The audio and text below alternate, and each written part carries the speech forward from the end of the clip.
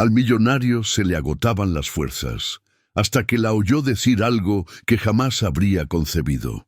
Las manos que alguna vez dibujaron ciudades en el cielo, hoy apenas si podían sostener un vaso de agua. Santiago Montenegro, el genio de la arquitectura, se estaba extinguiendo. Su esposa Isabela lo cuidaba con una devoción que engañaba al mundo entero, pero su mirada ocultaba una gélida verdad. Y en medio de la debilidad que lo consumía, una joven fisioterapeuta comenzó a ver las grietas en la farsa. Ella, solo que no imaginaba que su descubrimiento no salvaría apenas a un hombre, sino el legado de una vida entera, amenazado por quien debería protegerlo. La respuesta no estaba en la fortuna que lo rodeaba, sino en la llama que un día lo consumió por dentro. Santiago no nació en cuna de oro.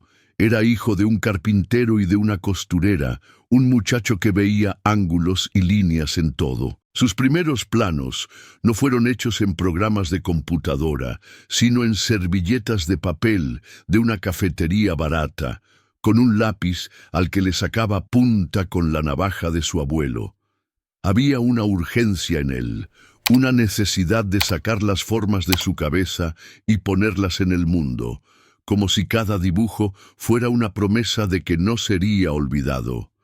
Desde el principio fue diferente. Mientras sus compañeros de universidad soñaban con rascacielos de vidrio y acero, símbolos de poder y frialdad, Santiago soñaba con edificios que respiraran. Hablaba de usar la luz del sol como ladrillo, el viento como arquitecto y el silencio como cimiento. Para él, un edificio no era una conquista de concreto, sino un organismo vivo, un refugio que debía acoger e inspirar a las personas. Esta filosofía era vista como poesía ingenua al principio, un delirio de un joven soñador que aún no conocía la brutalidad del mercado inmobiliario. Pero su genialidad era innegable. Su primer gran proyecto, un centro cultural que integraba un parque abandonado a la estructura del edificio, casi lo llevó a la quiebra. Todos decían que era imposible, que era un riesgo estúpido. Él apostó todo, trabajó noches enteras y el resultado fue una obra maestra que se convirtió en referencia mundial en arquitectura sostenible. A partir de ahí, el nombre de Santiago Montenegro se volvió sinónimo de innovación.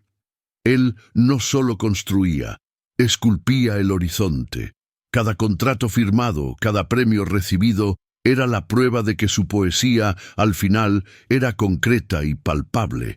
Pero la misma llama que lo levantó comenzó a consumirlo. La presión de ser siempre el genio, los viajes interminables, las noches en vela. Poco a poco, la pasión se convirtió en una carga.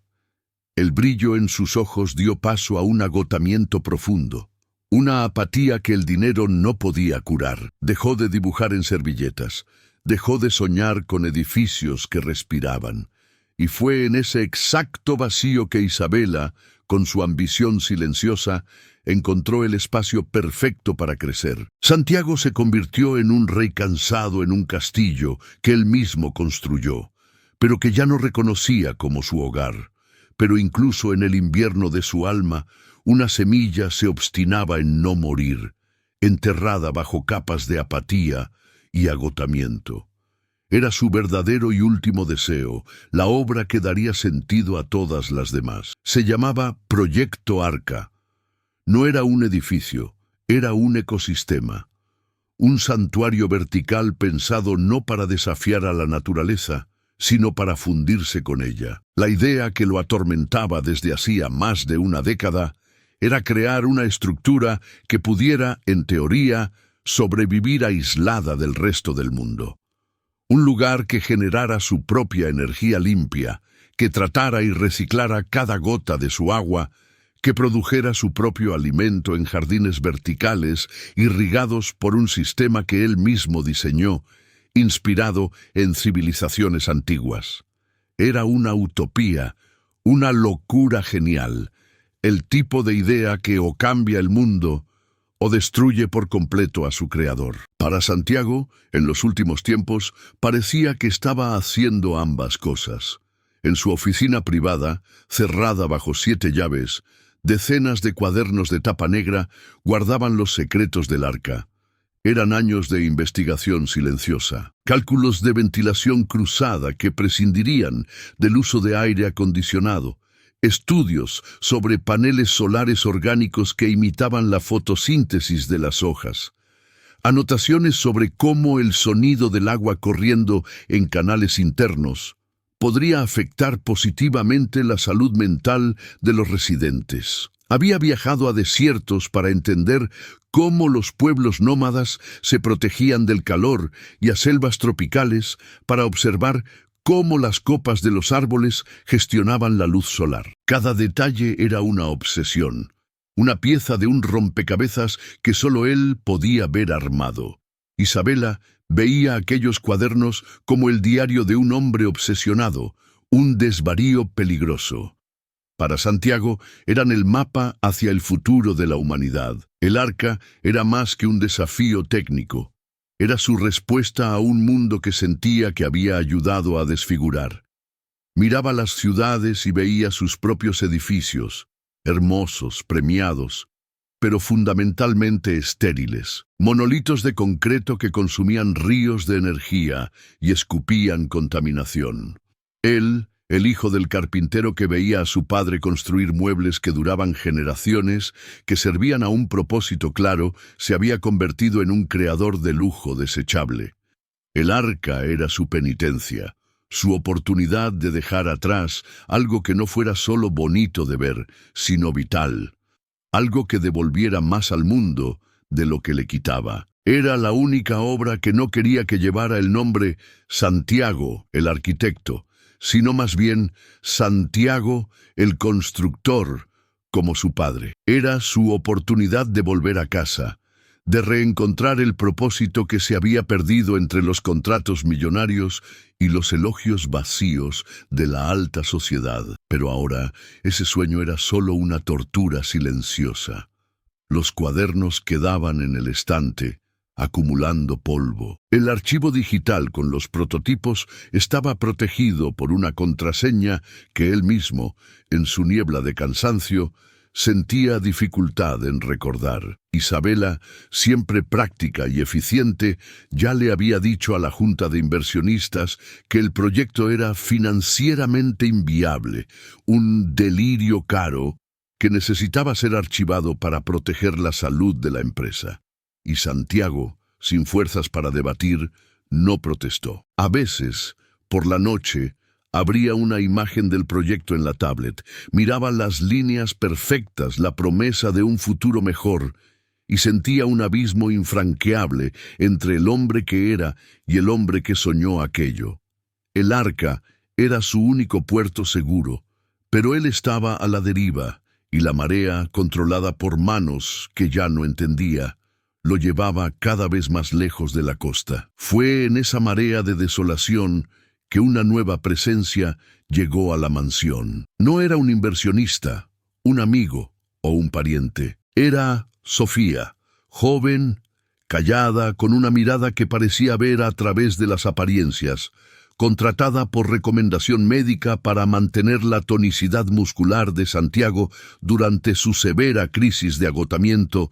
Entró en aquella casa fría sin intimidarse por el mármol o el silencio pesado. En su primera evaluación notó lo obvio, la atrofia por el desuso, la debilidad generalizada. Pero notó también lo que no estaba en el informe médico. Los músculos de Santiago respondían al tacto, su estructura física estaba intacta. Lo que faltaba era el comando. Era como si el capitán de aquel barco estuviera durmiendo profundamente, o peor, siendo mantenido dormido.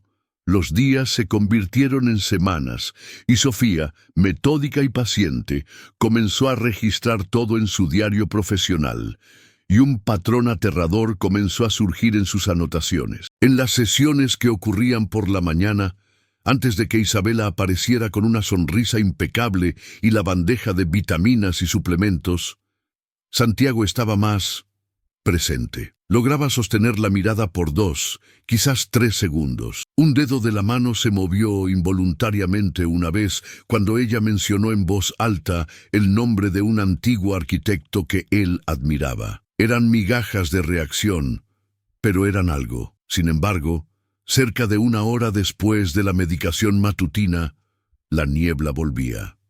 Densa, pesada.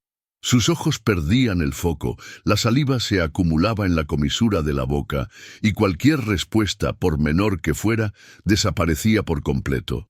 Aquello no era un cuadro de burnout común, era algo programado, casi químico. Sofía comenzó, muy sutilmente, a cambiar de táctica.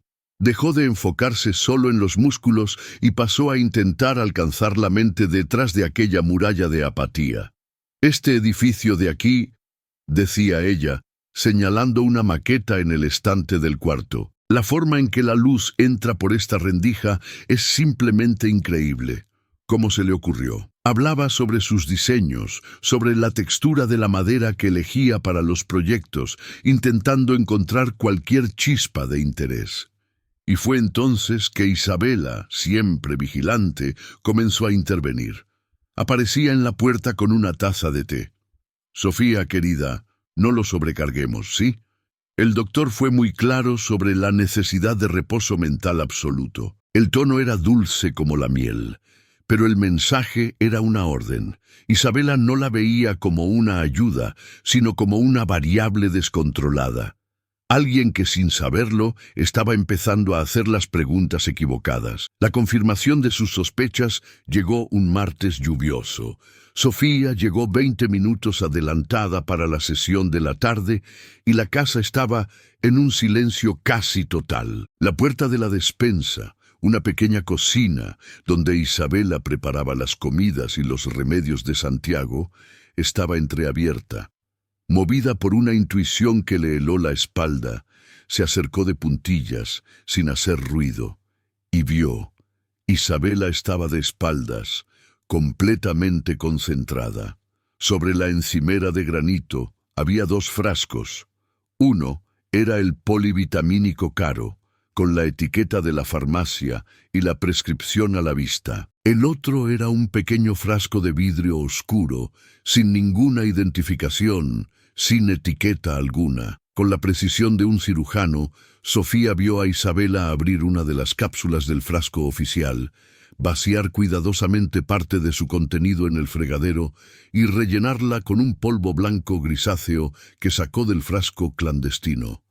Después, cerró la cápsula y la colocó de vuelta en el bote, mezclándola con las otras. El gesto fue rápido, clínico y absolutamente aterrador. Pero lo peor aún estaba por suceder. Y lo peor, Sofía descubriría aquella noche, no era un peligro físico escondido en un frasco. Era algo más cruel, más lento e infinitamente más doloroso. La aniquilación pública de una leyenda, transmitida en vivo para el mundo entero y orquestada por quien debería velar por su memoria. El evento era el Sol de Platino, la premiación más importante de la arquitectura en las Américas. Y aquel año, el gran homenajeado de la noche, recibiendo el premio por el conjunto de su obra, era Santiago Montenegro. Sería su coronación definitiva. En vez de eso, fue su ejecución. La mansión se había convertido en un estudio de televisión. Luces profesionales, una cámara de alta definición y un enorme monitor exhibiendo la transmisión oficial. Isabela estaba en control de todo. Vistió a Santiago con un traje de lino italiano que ella misma escogió. Le arregló el nudo de la corbata con una sonrisa que las cámaras adorarían, y minutos antes de entrar al aire, le entregó una cápsula. «Para ayudarte con la ansiedad, mi amor, para que tu voz salga firme», le susurró. Era la cápsula que Sofía la había visto adulterar. La fisioterapeuta observaba todo desde un rincón de la sala, sintiéndose una cómplice forzada. Su deber era intervenir, pero ¿cómo? ¿Gritar que la esposa devota era un fraude frente al equipo de filmación? Su impotencia era un nudo en la garganta, un peso en el estómago. Solo podía observar. La ceremonia comenzó con un homenaje emocionante. Un video de 10 minutos mostró las obras icónicas de Santiago, desde el primer centro cultural hasta los rascacielos que parecían tocar el cielo. Arquitectos de renombre mundial daban testimonios llamándolo visionario, poeta del concreto, el hombre que nos enseñó que los edificios pueden tener alma. Las imágenes mostraban a un Santiago joven, vibrante, con la mirada hambrienta de quien quería cambiar el mundo. La producción era impecable, construyendo la imagen del titán en la cima de su gloria. Cuando el video terminó, el anfitrión, con la voz entrecortada, anunció el premio. Y para darnos el honor de unas palabras, el maestro, el genio, Santiago Montenegro. La cámara en la mansión se cerró en su rostro. Estaba elegante, la luz lo favorecía, pero sus ojos estaban perdidos, nadando en la niebla química que Isabela le había dado. Ella posicionó un teleprompter con el discurso que había escrito, pero él apenas podía enfocar las letras. Abrió la boca, y lo que siguió fue un silencio bochornoso, que duró una eternidad. Entonces comenzó a hablar. La voz era un murmullo pastoso, las palabras arrastrándose. Yo quería agradecer. Se detuvo. Miró un punto vacío en la pared. Agradecer a mi maestra de 4º grado, que me dio un 10 en dibujo. Una risa nerviosa y confusa se le escapó. La audiencia virtual, compuesta por cientos de rostros famosos en pequeñas ventanas, se congeló. La vergüenza era palpable. Intentó de nuevo. Y mi proyecto, el arca, ella flota. Gesticuló con la mano de forma descoordinada y entonces paró, con una sonrisa infantil y perdida, como un niño asustado en el escenario. Fue la imagen de la ruina de un gran hombre. Isabela actuó rápido. Con una expresión de dolor y amor incondicional, se acercó. Le quitó el micrófono de la mano y se dirigió a la cámara. Les pido disculpas a todos. La emoción es inmensa y, como saben, la salud de Santiago es muy frágil. Él les agradece a todos desde el fondo de su corazón. Gracias. Y con un clic, la transmisión de la mansión fue cortada, dejando en el aire la imagen de una esposa heroica cuidando de su marido quebrado. Minutos después, la humillación fue sellada. En un portal de noticias que cubría el evento, Julián apareció para una entrevista. Su rostro era la más perfecta máscara de preocupación y respeto. Santiago es mi mayor inspiración, comenzó con la voz serena. Verlo así, tan fragilizado, nos parte el corazón a todos los que lo admiramos. Es un titán. Entonces vino el golpe final. Pero quizás, continuó mirando a la cámara con falsa profundidad, momentos como este nos enseñan que hasta los más grandes titanes necesitan saber la hora de descansar, de cuidarse y pasar la estafeta a una nueva generación para que continúe su legado. No estaba ofreciendo apoyo. Estaba clavando la lápida en la carrera de Santiago, en vivo, para que todo el mundo lo viera. Las luces del estudio improvisado se apagaron una a una. El equipo de filmación guardó sus equipos en un silencio respetuoso, lanzando miradas de lástima hacia Santiago, que permanecía sentado en el sillón como una estatua de sí mismo. Isabela despidió a todos con una eficiencia pulida, agradeciendo por el cuidado y profesionalismo. Cuando el último miembro del equipo cerró la puerta, la mansión fue tragada por un silencio profundo. Caminó hasta Santiago, le dio un beso frío en la frente y dijo, con la voz suave de una enfermera, «Listo, mi amor, se acabó. Ahora necesitas descansar». Y entonces ella también se fue, dejándolo solo en la inmensidad de la sala que él mismo había diseñado. Las paredes de cristal, que antes enmarcaban la ciudad como una obra de arte, ahora parecían espejos oscuros, reflejando la imagen de un hombre que él no reconocía, un hombre frágil, encorvado, con los ojos de un prisionero. Poco a poco, la niebla pesada de la medicación comenzaba a disiparse, pero lo que surgía en su lugar era infinitamente peor: la claridad cortante de la humillación. Podía escuchar el eco de sus propias palabras inconexas, ver los rostros congelados en la pantalla, sentir el peso del desprecio disfrazado de lástima. Él, que había pasado la vida construyendo legados, se había convertido en una sola noche en una anécdota, una historia triste que la gente contaría en cenas para ilustrar la fragilidad de la mente humana. Fue el sonido de una risa lo que lo sacó del letargo. Una risa clara, cristalina y absolutamente desprovista de cualquier tristeza. Venía del despacho de Isabela, al final del pasillo. Movido por un instinto que no sabía que aún poseía, Santiago se levantó, las rodillas temblando, y caminó lentamente en dirección a la puerta entreabierta. La voz de ella era animada, cómplice. ¿Viste sus caras, Julián? Puro pánico y lástima. Fue mejor de lo que podría haber planeado. No sospecha absolutamente nada. Está dócil como un corderito. Una pausa, seguida de más risas. ¿Tu discurso? Ah, fue la cereza del pastel.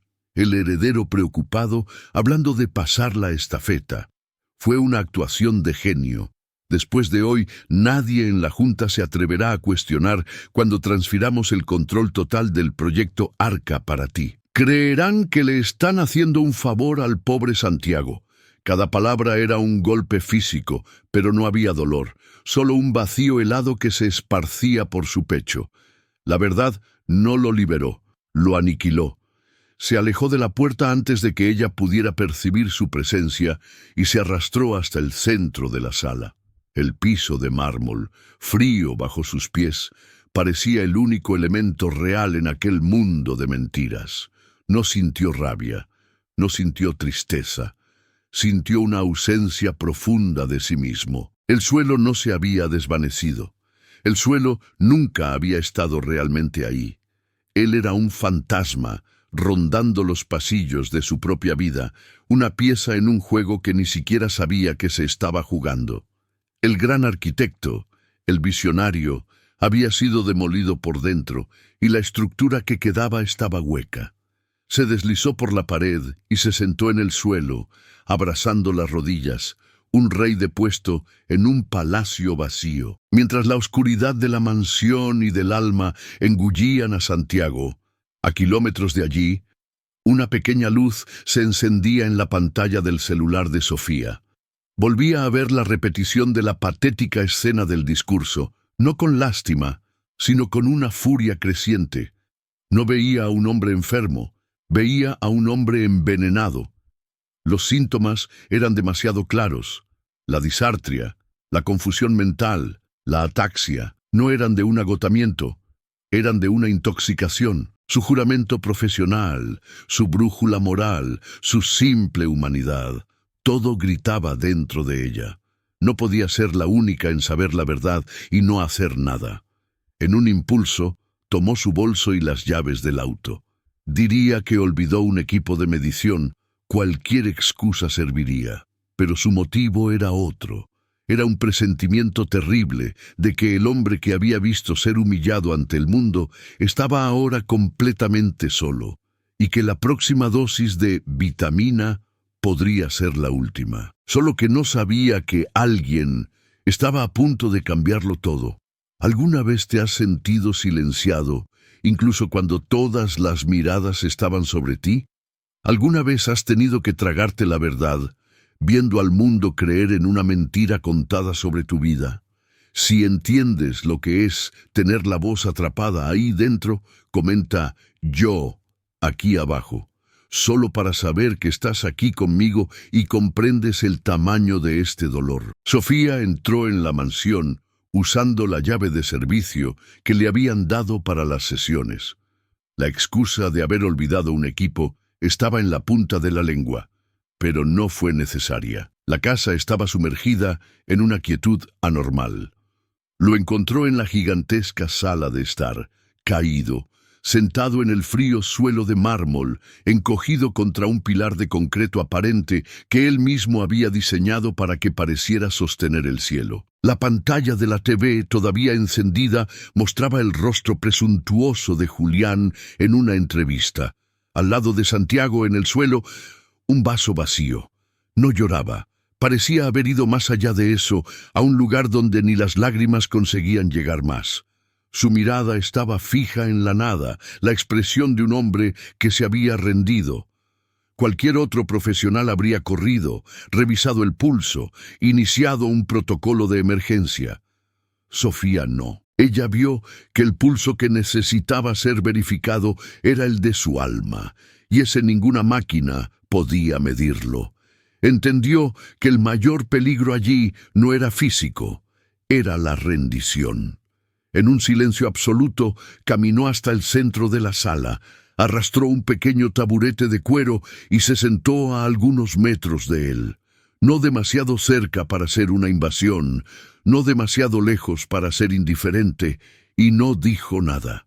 Simplemente se quedó, testimoniando, compartiendo el silencio, el dolor, la vastedad de aquella sala que se había convertido en una catedral para su soledad. Respiraba hondo, y era como si, con cada respiración, intentara absorber un poco del dolor que flotaba en el aire. Después de minutos que parecieron una vida entera, finalmente habló. Su voz era un susurro, un bálsamo, completamente desprovista de lástima.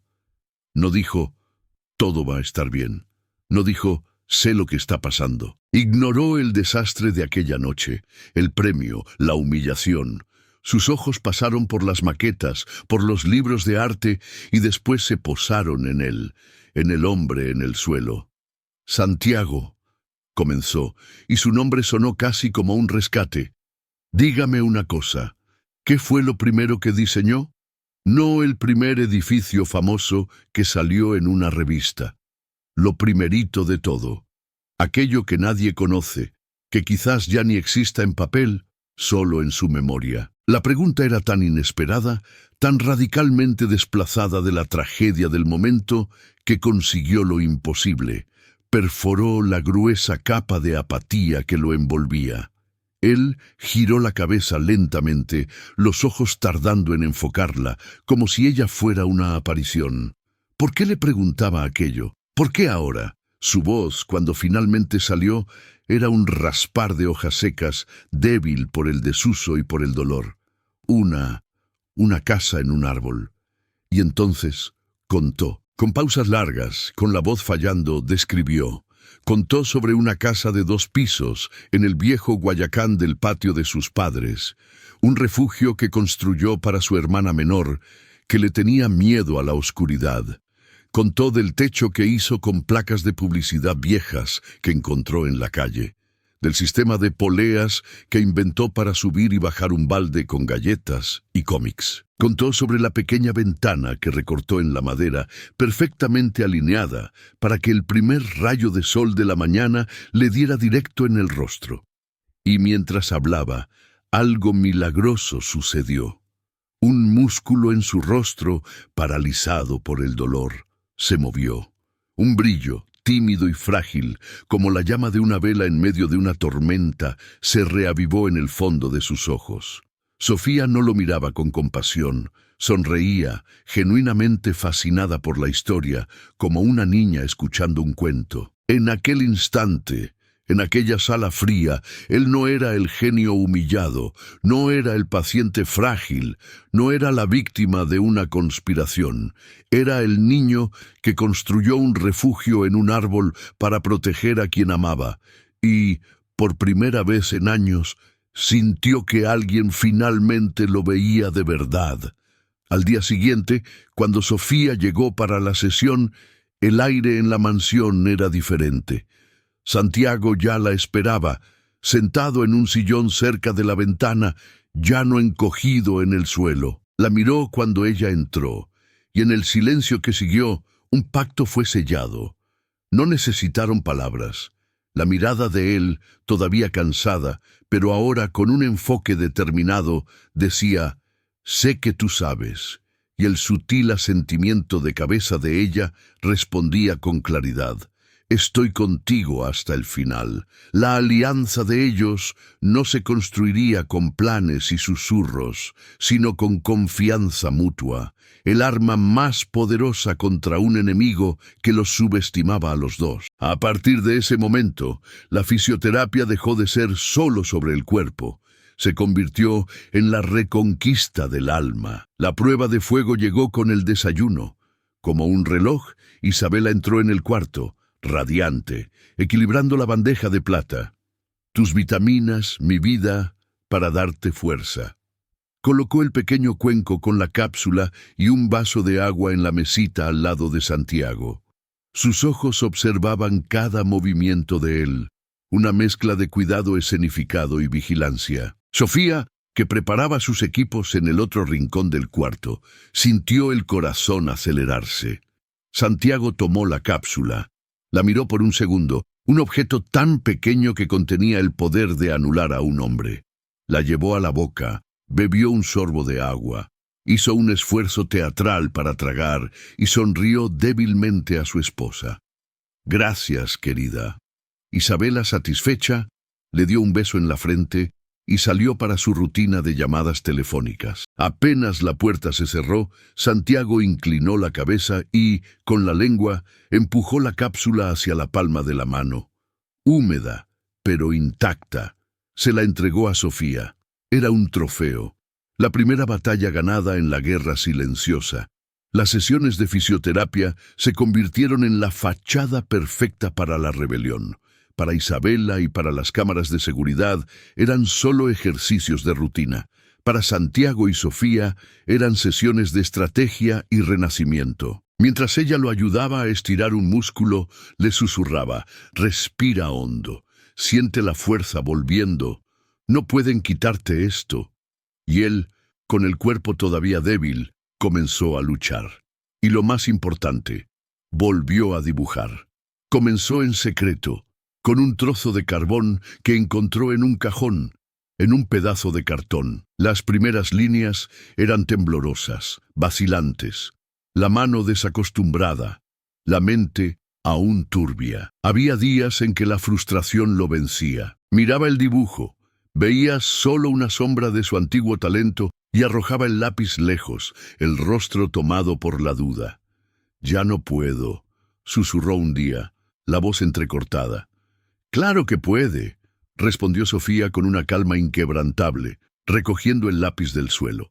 «Usted construyó edificios que tocan las nubes. Solo comience de nuevo, una línea a la vez». Y él comenzaba. Escondía su nuevo cuaderno de bocetos debajo del colchón, como un adolescente escondiendo un diario. Y cada día las líneas se volvían más firmes. El arquitecto estaba volviendo. Una tarde, sintiendo una ola de claridad que no experimentaba desde hacía años, tuvo una epifanía sobre el sistema de purificación de agua del arca. Garabateó la idea frenéticamente en una hoja, el carbón deslizándose con la urgencia de antaño. La solución era brillante, simple, revolucionaria. En el proceso, ciego por la emoción, arrugó uno de los bocetos iniciales y, sin pensar, lo arrojó a la papelera al lado del sillón. Horas después, Isabela entró en el cuarto para recoger la bandeja de la merienda. Sus ojos de depredador, entrenados para notar cualquier detalle fuera de lugar, se clavaron en la bola de papel. Curiosa, la tomó. Alisó la hoja sobre la mesa. No era un garabato cualquiera. Era un dibujo técnico, detallado, con anotaciones y cálculos en el margen. La mano que había hecho aquello no era la de un hombre incapacitado y confuso. La sonrisa cariñosa en el rostro de Isabela se deshizo, dando lugar a una máscara de furia helada. Dobló el papel lentamente, metódicamente, y lo guardó en el bolsillo. Pero la decisión que tomaría ya no tendría vuelta atrás. El descubrimiento del dibujo fue el gatillo. Isabela se dio cuenta de que el tiempo se estaba agotando. El títere estaba comenzando a cortar sus propias cuerdas. Ya no podía esperar que la enfermedad lenta y químicamente inducida hiciera su trabajo. A la mañana siguiente hizo su jugada más audaz y final. convocó una reunión de emergencia con la junta directiva de la empresa de Santiago. El motivo oficial, enviado en un correo electrónico con un tono de urgencia y pesar, era el rápido y trágico deterioro del estado neurológico de Santiago, que exigía una acción inmediata y protectora para la estabilidad de la compañía y de su legado. Era un golpe de estado disfrazado de acto de misericordia. La sala de juntas era un santuario de poder, una mesa de caoba con 20 lugares, ventanas que iban del suelo al techo con vista a la ciudad que Santiago ayudó a construir, y en el aire un silencio pesado de decisiones que valían miles de millones. Los miembros de la junta, hombres y mujeres de semblante serio, ya habían sido condicionados por meses de informes y susurros de Isabela. Veían la situación con tristeza y la propuesta de ella como la única salida lógica. Julián estaba allí, sentado a su lado, con una expresión humilde y grave, el perfecto heredero reacio. Isabela se levantó, los ojos llorosos en una actuación digna de premio. Habló sobre su amor por Santiago, sobre el dolor de verlo desaparecer poco a poco y sobre su deber, como esposa y socia, de proteger la obra de su vida. «Es la decisión más dolorosa que he tomado», mintió, la voz entrecortada en la medida justa. «Pero mi deber es proteger el legado de Santiago, incluso si es para protegerlo de sí mismo». Luego presentó la documentación. La transferencia total del control creativo y administrativo a un consejo de transición, liderado, claro, por Julián. «Es lo que Santiago querría», concluyó. El presidente de la junta, un señor de edad que tenía a Santiago como a un hijo, suspiró pesadamente y tomó el bolígrafo. Era una formalidad: salvar la empresa, honrar al hombre, firmar. La punta de su bolígrafo estaba a 1 centímetro del papel cuando las puertas dobles de la sala se abrieron con un golpe sordo. No fue un asistente trayendo café. Fue Santiago. El silencio que siguió fue absoluto. Todos los rostros se giraron. Las expresiones iban de la incredulidad al shock puro. Isabela palideció, la mandíbula trabada. Julián se congeló, la mano a medio camino de tomar un vaso de agua. Aquel no era el hombre que conocían de los últimos meses. Santiago estaba más delgado, sí, pero sus hombros estaban rectos. No andaba arrastrando los pies. Sus pasos eran firmes, deliberados, y sus ojos ya no estaban nublados. Estaban límpidos, afilados como navajas, y ardían con una furia fría y paciente. No llevaba una bata, sino un traje oscuro, impecablemente cortado. En su mano derecha no sostenía un bastón, sino un grueso rollo de planos de arquitectura atado con una cinta negra, y justo detrás de él, como una guardiana silenciosa, estaba Sofía, con el rostro sereno, pero los ojos fijos en Isabela. Caminó sin prisa hasta la cabecera vacía de la mesa. Su lugar. No levantó la voz. Cuando habló, el sonido era calmado, pero cargado de una autoridad que hizo que todos en la sala se encogieran. «Buenas tardes a todos. Les pido disculpas por mi retraso. Supe que estaban discutiendo mi legado». Posó el rollo de planos sobre la mesa. Miró a cada miembro de la junta, uno por uno, y luego sus ojos se clavaron en su esposa. «Es verdad que he estado enfermo, ausente, pero mi enfermedad no era agotamiento, como sugería el informe falsificado por un médico comprado. Mi enfermedad era veneno. Un veneno servido todos los días, en pequeñas dosis, con una sonrisa cariñosa, por mi devota esposa, aquí presente». Un murmullo de shock recorrió la sala. Isabela intentó hablar, pero ninguna palabra salió. Santiago ni siquiera parpadeó. Un veneno para mantenerme débil, confuso, incapaz, para que ella, junto con su cómplice y amante, ahora miraba directamente a Julián, que parecía haber envejecido 10 años en 10 segundos, pudiera dar el golpe final. La humillación pública fue la primera parte del plan. Esta reunión sería la última. Desenrolló los planos sobre la mesa con un gesto rápido. Los diseños del arca, más detallados y brillantes que nunca, se esparcieron por la madera. Ustedes iban a transferir el control de esto, mi alma, mi sueño. Pero resulta que mientras supuestamente estaba incapacitado, tuve mucho tiempo para pensar y para trabajar. Mientras ustedes planeaban mi fin, yo planeaba el futuro. Esta versión del arca está 10 años por delante de la que ustedes conocen, y ella, así como todo el resto de mi patrimonio, ya no pertenece más a Isabela. Sacó del bolsillo un documento doblado y lo arrojó sobre la mesa. Mi testamento fue modificado hace semanas, y todas las pruebas de la conspiración de ustedes, Isabela, las cápsulas adulteradas que mi fisioterapeuta guardó, las grabaciones de sus conversaciones con Julián, las transferencias bancarias ilegales, están en manos de las autoridades. El silencio en la sala era pesado como el plomo, roto solo por el sonido de un bolígrafo de lujo cayendo de la mano de un director y rodando por el suelo. El rey no estaba muerto, estaba de vuelta en su trono y el juicio apenas había comenzado. Por un instante, el único sonido en la sala fue el zumbido del aire acondicionado.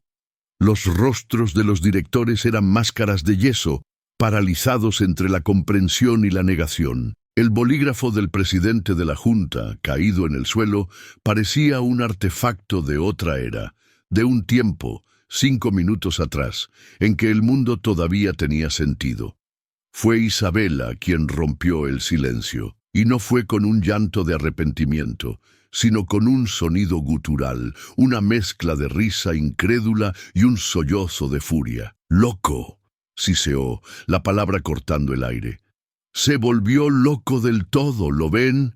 Es de esto que estaba tratando de protegerlos. Se levantó, la silla arrastrándose ruidosamente hacia atrás, y apuntó un dedo tembloroso a Santiago. Su actuación ahora era la de una mujer acorralada, luchando por su vida. Está teniendo un brote, inventando historias, paranoias. ¿Y tú? Se giró hacia Sofía, el rostro antes angelical ahora retorcido en una máscara de odio puro. Tu enfermerita oportunista. ¿Qué le prometiste para que hiciera este teatro? ¿La mitad de la fortuna? Le llenaste la cabeza enferma con estas mentiras. Se volvió hacia la Junta, los ojos suplicantes. Amigos, ustedes me conocen desde hace años. ¿De verdad creen en esto? Julián, por otro lado, se marchitó. Si Isabela era una depredadora luchando, él era un roedor buscando un agujero para esconderse. Se encogió en la silla, evitando la mirada de todos, especialmente la de Santiago. Cuando el presidente de la Junta lo encaró, exigiendo una respuesta, la voz de Julián salió fina, patética. Yo juro, yo no sabía nada de esto. Isabela, ella me aseguró que era el deseo de Santiago, que él confiaba en mí para llevar el proyecto Arca. Yo solo estaba tratando de ayudar. Fui engañado tanto como todos aquí. Miró a Santiago, una súplica vergonzosa en su rostro. Santiago, por favor, tú sabes que yo siempre admiré tu trabajo. Intentaba apelar a una camaradería que él mismo había asesinado. Su cobardía era tan explícita, tan asquerosa, que casi superaba su traición. Fue esta cobardía la que finalmente rompió el encanto de la Junta. El señor Almeida, el presidente, golpeó la palma de la mano en la mesa, el sonido resonando como un disparo en la sala silenciosa. «¡Basta!», bramó, el rostro anciano rojo de furia y sobre todo de vergüenza. «¡Basta de mentiras!». Se levantó, el cuerpo temblando de indignación. Miró a Isabela con un asco que ella, acostumbrada a ser solo admirada, nunca había recibido en la vida. «Fuimos ciegos, señora. Y usted no es una esposa devota. Usted es un monstruo». Otros directores comenzaron a manifestarse. «Nunca confié en él», dijo una directora señalando a Julián. «Siempre cerca, siempre con un halago, esperando su turno». ¿Y las transferencias financieras que autorizaste, Isabela?, preguntó otro. Los consultores que nadie nunca conoció, te creímos, fuimos cómplices de tu codicia. La marea no solo se había invertido, se había convertido en un tsunami que los estaba ahogando a los dos en medio de la sala, como si fuera una señal del destino. Las puertas de la sala de juntas se abrieron una última vez. No hubo drama. Solo la calma eficiente de la consecuencia. Dos hombres de traje oscuro y semblante impenetrable entraron, acompañados por el abogado que Santiago había contratado, un hombre llamado Álvaro. Caminó calmadamente hasta el señor Almeida y le entregó una carpeta. «Una copia del dossier completo para los registros de la Junta», dijo. Los dos detectives se acercaron a la mesa. Sus movimientos eran lentos, pero irrefutables. «Isabela de Montenegro, Julián Acosta», dijo uno de ellos, la voz neutra y letal. «Venimos a hacerles una invitación para que nos acompañen a la comisaría. Hay algunas preguntas muy serias que necesitan respuestas». El rostro de Isabela finalmente se quebró. La furia, la negación, todo se derrumbó, dando lugar al pánico puro y blanco del animal enjaulado. Julián simplemente bajó la cabeza, derrotado, en medio del caos controlado de aquella escena, los murmullos de asombro, el abogado explicando los procedimientos, los detectives esperando con una paciencia mortal. Santiago encontró la mirada de Sofía del otro lado de la sala. No había triunfo en sus ojos, ni venganza. Había solo la paz profunda y silenciosa de un deber cumplido. La justicia, se dio cuenta, no era ruidosa ni gloriosa. Era solo inevitable. Y había llegado. Una semana después. El ruido de la tormenta había pasado. Los abogados se encargaban de la burocracia, la prensa creaba sus narrativas y el nombre de Isabela había pasado de socialité a villana.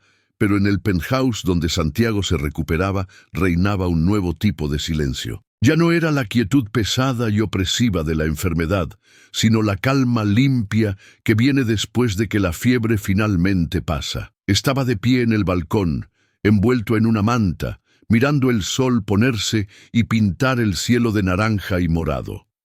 Abajo, las luces de la ciudad que él ayudó a encender comenzaban a parpadear una a una, como un corazón eléctrico. Miraba los rascacielos imponentes, los puentes audaces, los monumentos que llevaban su firma en cada viga, y por primera vez en mucho tiempo no sentía orgullo.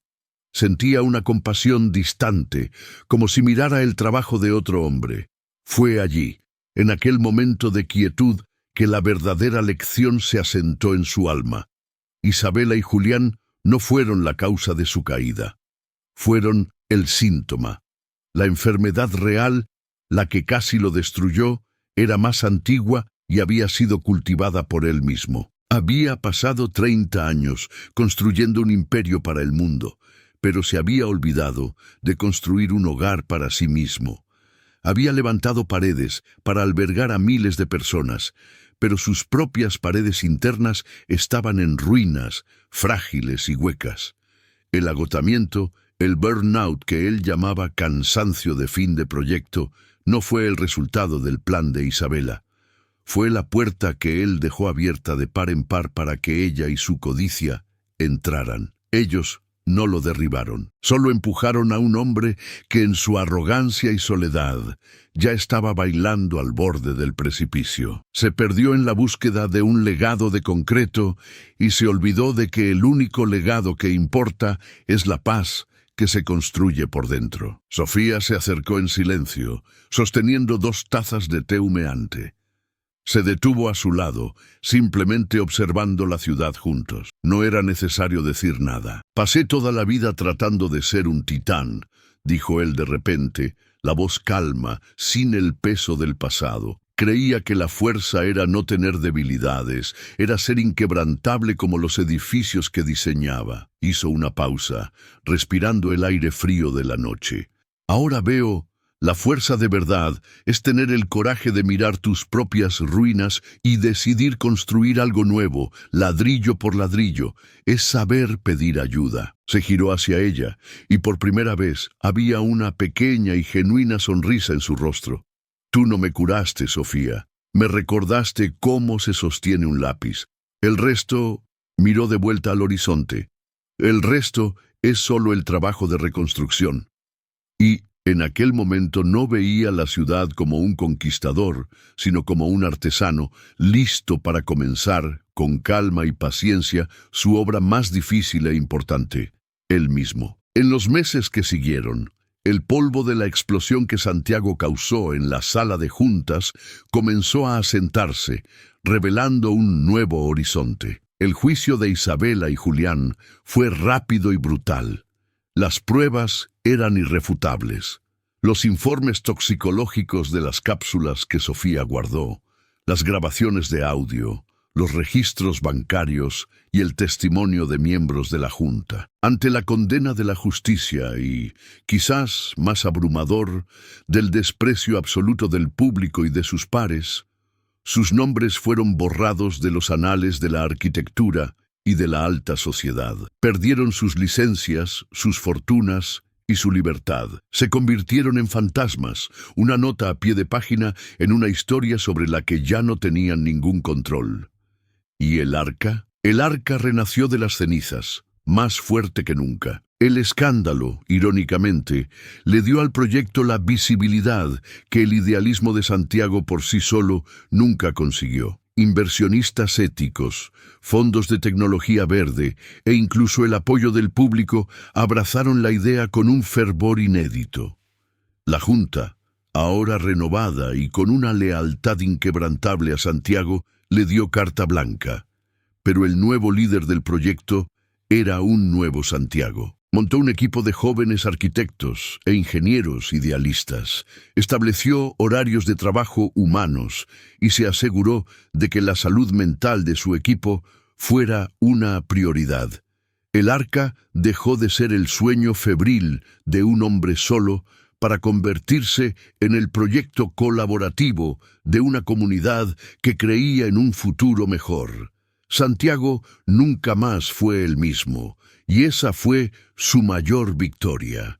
El cansancio crónico le desapareció como por arte de magia, pero aprendió a respetarlo. Todavía era un genio, pero ahora era un genio que sabía la hora de parar, de respirar, de delegar y principalmente de vivir.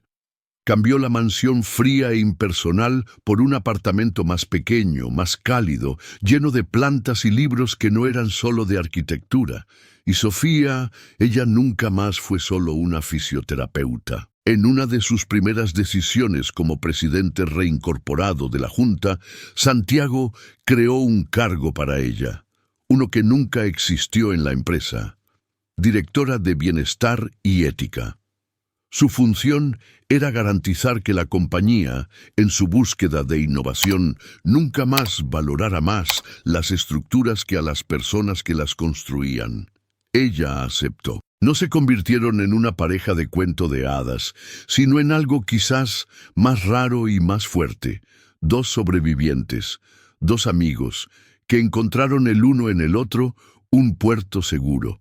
Y juntos, de vez en cuando, iban a visitar los cimientos del arca, viendo no solo un edificio erigiéndose, sino la prueba de que incluso del suelo más devastado, la vida, con cuidado y verdad, siempre encuentra una forma de florecer. Si esta historia de superación y renacimiento te tocó de alguna forma, no te olvides de dejar tu like para fortalecer nuestro trabajo y hacer que más personas se emocionen con nosotros. Y cuéntame aquí en los comentarios desde qué ciudad estás viendo. Me encanta saber hasta dónde logran viajar nuestras historias. Si crees, así como yo, en el poder de historias como esta, que nos muestran la fuerza que puede existir en la vulnerabilidad, suscríbete al canal para no perderte los próximos videos. Ahora no te vayas todavía. Elige una de las dos historias que están apareciendo en la pantalla. Estoy seguro de que una de ellas te atrapará, Haz clic ahí que te veo en el próximo video.